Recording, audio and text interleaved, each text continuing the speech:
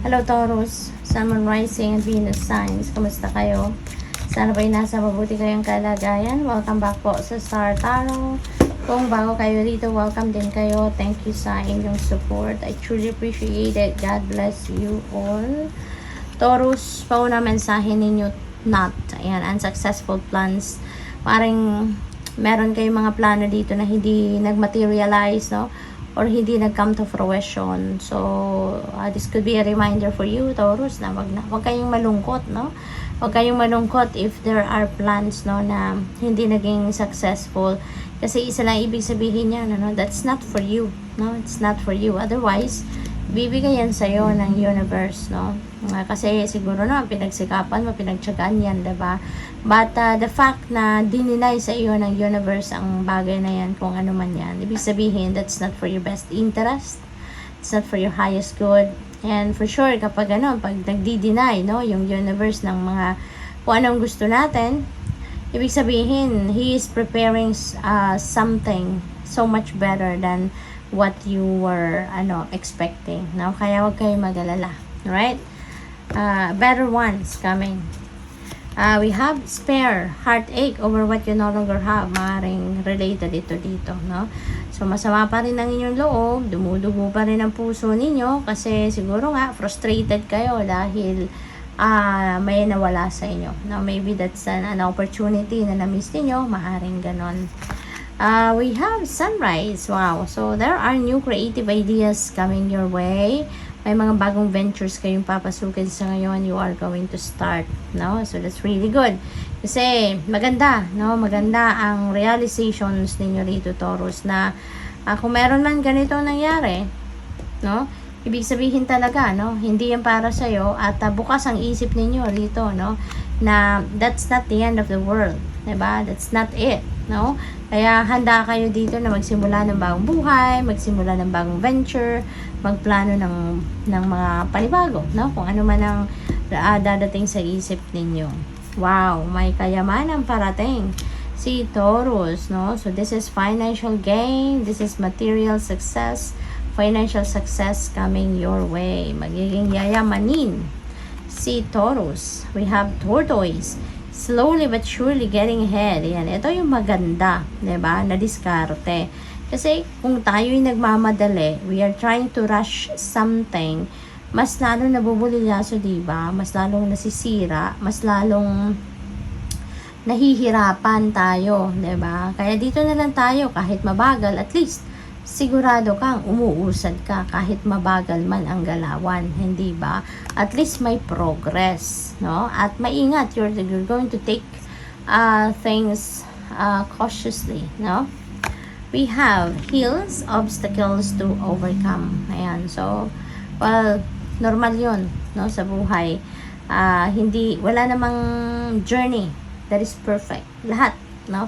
Lahat dumadating tayo sa punto na meron tayong obstacles na kailangang i-overcome. Meron tayong obstacles na kailangang harapin, no? Parte yan ng buhay para magkaroon tayo ng mas maraming wisdom, lessons learned, no? Yung ganon. We have jog, light-hearted and carefree time. Ayan, pahinga ka muna, Taurus. Ito yung maganda. Huminga ka muna, no? Chill ka muna, no? At step back ka muna sa mga ganitong sitwasyon para nang sa gayon makapag-isip-isip, makapag-muni-muni, makapag-nilay-nilay at makapag-diskarte ng mas maayos. We have dog, protection from a powerful friend. Maaaring kung ano man ang issue ninyo rito, no? Baka kayo ay lalapit sa isang professional, depende sa kung ano man ang area ng buhay ninyo, nagkakaroon kayo ng problema sa ngayon at hingi kayo ng professional advice, professional opinion, no? We have Cain, pay attention to your health. Ayan, so siguro baka meron ang na-stress dito sa inyo. Kaya baka kayo ay magpapa-doktor, magpapa-check up, yung gano'n, no? So, this is a reminder for you na pay attention to your health. Okay, Taurus? Alalahanin ninyo na dapat yung kalusugan ninyo ang dapat nauuna. Kahit marami kayong gagawin, marami kayong too much on your plate, ang lagi ninyong iisipin muna yung inyong well-being. Okay? Para nang sa gayon, if you are in good shape, if you are in good health, kahit marami pa kayong kailangang gawin, magagawa ninyo yan.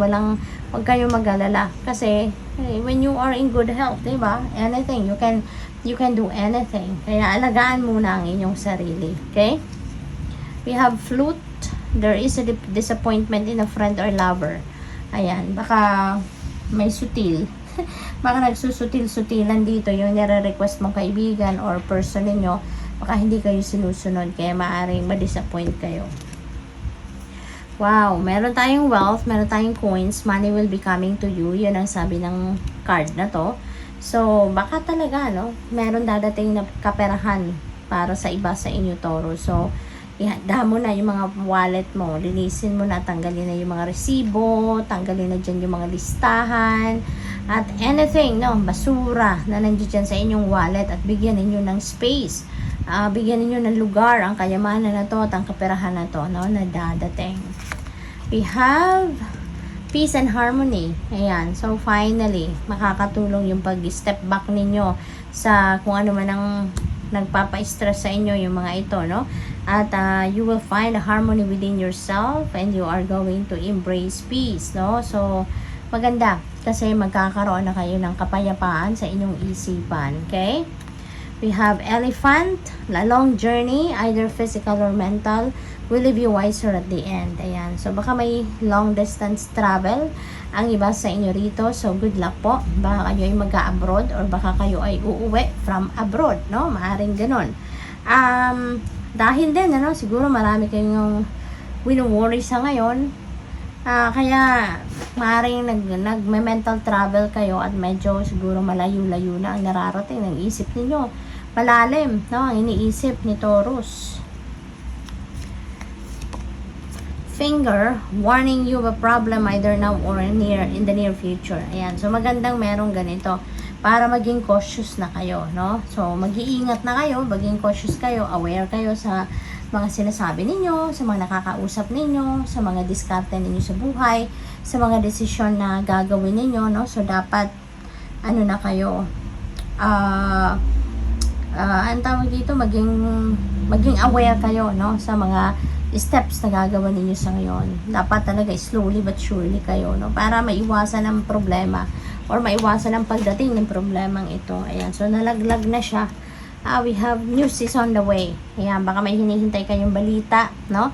May hinihintay kayong update, may hinihintay kayong report, resulta ng mga test, mga ganon, papeles, no? So, kung ano man yun, no, na gusto ninyong mabalitaan, yun ay paparating na. So, good luck. Thank you for watching. Love and light. Namaste.